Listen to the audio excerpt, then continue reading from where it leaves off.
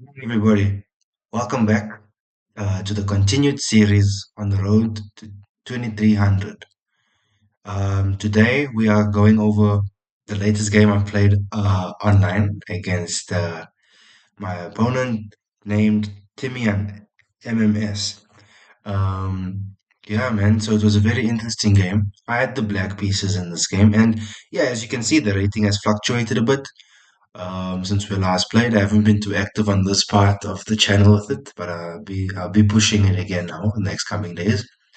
Even dropped below 2200 at one point, but we'll see. This game is very topsy-turvy, but very instructive as well. So it was 10 minutes with no increment, and my opponent started with 1 to e4.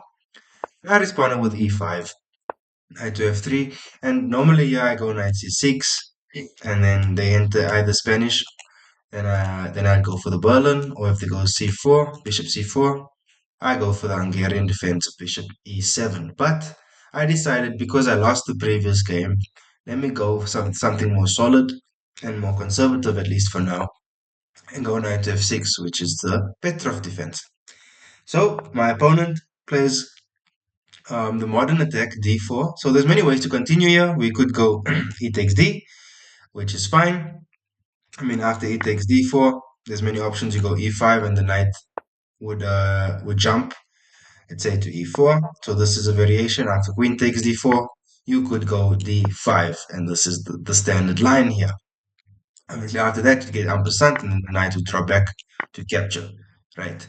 Or, as in the game, I went knight takes on e4, which is also quite fine. Here we have various options: bishop d3, followed up with d5, and just argue that, okay, I've won a pawn, but I won't get too caught up in trying to hold on to it, right? So the intention is to give it back eventually after developing your bishop and castling with a d5 idea. So bishop d3 then, and I go for this d5 idea. So now we're in the center variation of the Petrov defense in the modern attack. So d5, knight takes, standard stuff then. I go bishop d6. We're still in quite mainline theory. As you can see, the top game still here. Kasparov, former world champion. We have top grandmasters, Dominguez Perez, Yu Yang Yi. So still very much in the mainline theory. There's Vishy Anand as well. So bishop d6, we have castles. After castles, I do capture the knight on e5, and we have d takes e. So after d takes e, I go knight to c4. Yes, there are a couple of options here, of course. We could castle as well. Um, but I wasn't too keen on the castling because I mean we castle here now. Okay, sure. You could even take and queen takes, or knight c3 is even advocated for. Because if knight c3, for instance, I go knight c3, I take. Well, okay, sure, they have double pawns, but white's position here has more space. So, for instance, the bishops are snipering. They're out, as you can see, the light square and the dark square bishops. The rook can come in easily. The queen's got access. And there's not much defense around my king side. So, like, for instance, there's no knight here, for instance, close by guarding. My queen will struggle to defend the king, for instance, because we can never go queen g5, for example, if like we wanted to like stay close because of the bishop. And mainly, it's these open lines for the bishops that we're talking about, as well as the queen. So that's why, although yeah, it's only like +1 for white, it would not be very comfortable for black to play. Because optically, from a human perspective, it looks very difficult for black to play actually from here. Right, so d takes e5 then. I go knight to c4. Let me turn this off. Knight to c4, just attacking the bishop, eyeing the bishop. My opponent says, nope, I'm not giving you my bishop. He goes bishop to e2, logical. I follow up with knight to c6, just eyeing this pawn as well, and just continuing development. The engine advocates here for b4, kicking the knight to e6, probably maybe with b5 ideas, and I go knight c to d4, but not played in the game. My opponent goes bishop to e3, and here was a slight inaccuracy because, yes, it does attack the knight, but d4 just blocks this attack totally, and now black has nice control of the center. This pawn is kind of weak. The only way to really defend this pawn now would be to go bishop to uh, f4.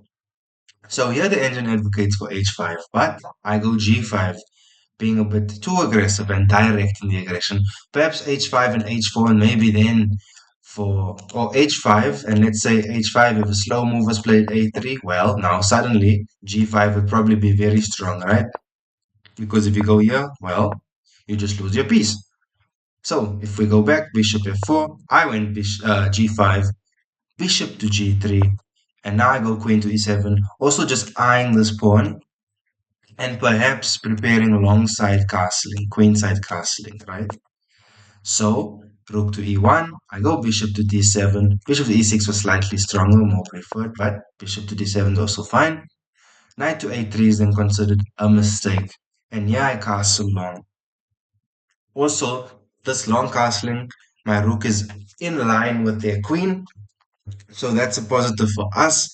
We have nice defense on the d4 square, we have nice development, potentially we have nice flank side play as well. And in this position, white seems a bit cramped, right? There doesn't seem to be all that much for white to do, like a direct plan compared to black, for instance, where we're just going h5, h4, trying to blast open the position with the rooks coming in, connecting. The knights could even jump in the future. The bishop's active.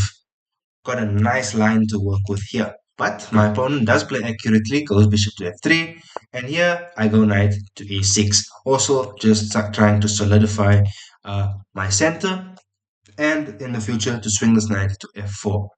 Because this bishop can be quite an annoying defense, well, for us at least, on the g2 square, because this bishop on g3 is a nice blocker actually. Okay, knight to e4. I go knight to f4 immediately. So the idea here is to get my opponent, while they played a3, which was a bit strange for me to see, but the idea here was to hopefully get my opponent to take, and then we just have a direct open nice G file to work with. So that was it. Even though even after all these traits equal, optically again, it seems easier for black to play, right? But my opponent played a3. After a3, then the engine advocates for queen to c5, which is quite direct, just attacking the knight. Because if queen to c5, maybe we get b3, and then I go for h5, but the engine then says rook h2 e8, just applying more pressure on the e5 pawn. So a3, h5 then played, and now b4. I go h4 immediately, and now white is a bit better. My opponent is forced to capture, but this is what I wanted, right? To open up this g file. So g takes f. We have h3, which kind of lets me back in because b5 immediately, well, there's not all that much to do. With b5, well, bishop to e6, he takes, I take, he can take on, probably take on b7 as well with the check first. I cannot take back, so I'd have to go king to b8. And now just the h3, just clamping down. And white's better. But, okay, notice that the time situation, my opponent has 3.5 minutes left, so that's also a factor to consider here. Okay, we have g takes f, and we have h3. After h3, I go rook h to g8, just very direct, clamping, trying to eye that g file. Rook h to g8, king to h2. And this is where my opponent starts seeing ghosts slightly, because even though my bishop is eyeing h3, there's no direct threat because the bishop on f3 guards g2. Instead, b5 is good because if I do this, for instance, well, there's not all that much after that for me. I take. Well, I take here. He doesn't have to take back because if he does take back, the situation changes slightly after h3 that's spun, and I'd win back the piece, right? Okay, if we did this, for instance, it'd still be good for white, even though it looks great for us. Even if we took back with the pawn, which is even worse actually, because here, king to b8, and this knight is creeping into c6, right? You'd have to go rook to h to g6 to stop this, but nonetheless, you could even still do this and be up the exchange, probably. Yeah, although it's a bit worse, you'd still be much better as white, and you just actually up a full rook with no real compensation here for black.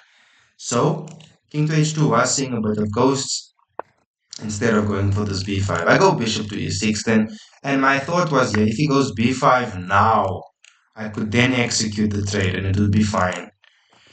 But, oh, apologies, we're going far, way too forward now. Instead of b5, my opponent went bishop takes on c6, which I was very happy to see because after bishop takes on c6, I decided to go b takes c. I had the option to take the knight here as well, which would have been slightly better for white or equalish. But positionally, b takes c. Yes, we are doubling our pawns. But notice this, guys. Their star piece in defending, this bishop that was on f3 guarding g2, has been removed, right?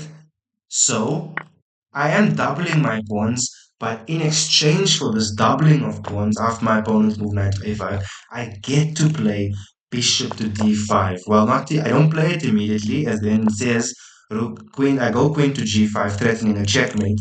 After rook to g1, now f3, but this bishop will swing to g5 to d5 and assist in this attack on this onslaught on the g2 square, which is very important. So I want you guys to notice this, that sometimes it's fine to double your pawns because we are told don't double pawns, not good for the pawn structure. But in this position, positionally and structurally and strategically speaking, it is actually very much necessary to double the pawns, while to give up to trade off their bishop in allowing a doubling pawns, because not only are you trading the light square bishop for your knight, which doesn't matter that much in this situation, you're getting your light square bishop on an attacking file, on an attacking line. So after f3, we have the big blunder. Also, look at the time situation. He has 1 minute left of queen f1, and now the house card just keeps tumbling. So the house comes down. You know what I mean, man. What's the saying? Tell me in the comments. Queen to e5 with a check, and now whatever you do, it's just bad, right? We have g3 captures, and yes, straightforward is just rook to h8 because the bishop is there applying pressure. Because if rook h8, you can't go here because you are pinned. So instead of that, I go queen to f5, also feeling the pressure because I'm thinking, well, this is a direct win. But I missed that my opponent has queen to a6 with check. And now suddenly I cannot go here, obviously, it's just checkmate. So I have to go king to d7. And now he can actually take on c6 because he has a knight as well defending the queen. I cannot capture, right? I run with my king to e7. He takes. I should go here rook to d7 because now after this, actually, my opponent has a draw with g4, which I did not see. So I was very impressed. He found all this in such a short amount of time because it's a quite complicated variation to find. I didn't see it, right? After g4, I go queen to e4, and now I knew immediately once he goes rook to e1, it's drawn. I can't do much. I can't like go to forcing squares like taking on c2 with check because it got his queen on c7. Suddenly this queen is so active, right? And it's causing a lot of problems. So he goes g5 with check, and I was really happy to see this because suddenly I can slide my king to g6 and there's no immediate checks. Because if he goes queen to e7, well, I'm going with the queen to c2 as mentioned because he's leaving that c file. So instead of that, he goes rook to e1. Just a move too late. Just a move too late. I want you to notice that had this pawn been on g4 still and he played it a move earlier, there's nothing much to do. And the difference is now because, well, I get to get my rook on a h file and this is open and suddenly it's all vulnerable now. So this pawn on g4 was a great defender of h3 technically. But I don't see the rook h8 move because I'm also under time pressure now. Suddenly I have 46 seconds left. I go queen to f5, thinking again I have a mate here. Well, he could just actually give up this, but I'm still better, of course. But he goes queen to g3, defending there. But now I go f2. Of course, this was better now because queen takes c2 would be followed by rook to g2, and you just pick up the clean rook and be up. But I go f2, thinking, okay, I've got this one and that one. If this king was on g7, for instance, this would not work because this actually comes with the check now. Say it was on g7, he takes there. I could take here with the check, first promote to queen or bishop. In this case, I'd promote to a queen and then capture and be up. But because this comes with the check, it doesn't do all that much. Obviously, we're still better. It's -3, but it's crucial times, man. Anything can happen in these time scrambles. I go f2 and he blunders back with rook g2 f1. I took and promoted to a queen. Of course, if he takes here, I'll take there with check, king takes, and take. I'm just up 2 rooks and a bishop just for a knight, so that will be winning. And after rook takes on e1, well, I went queen takes c2, finally going queen takes c2. And after that, king to h1, well, just the bishop to d5. And there we see that importance of this bishop taking over this diagonal. A move that should have been played long ago, but we missed it. After bishop to d5, king to g1, and now rook d to e8. And it was in this position of 37 that my esteemed opponent, Timian MMS from Norway, resigned. And actually, in the beginning of the game, I wished him all the best, and he was actually very kind to say at the end of it, all well played and an interesting game. So I really enjoyed this game a lot. It was in the Petrov. It's worth checking out this variation, guys. So it tends to be drawish as the Petrov is quite renowned for its drawish lines, but it can be very exciting as well. So I'll definitely be playing more of it in the future. If you guys are interested in maybe seeing some more in-depth Petrov lines, do let me know in the comments. I can do a video on that. And yeah, thank you for tuning in. We'll be back with more videos soon. I hope you have a great day. Bye.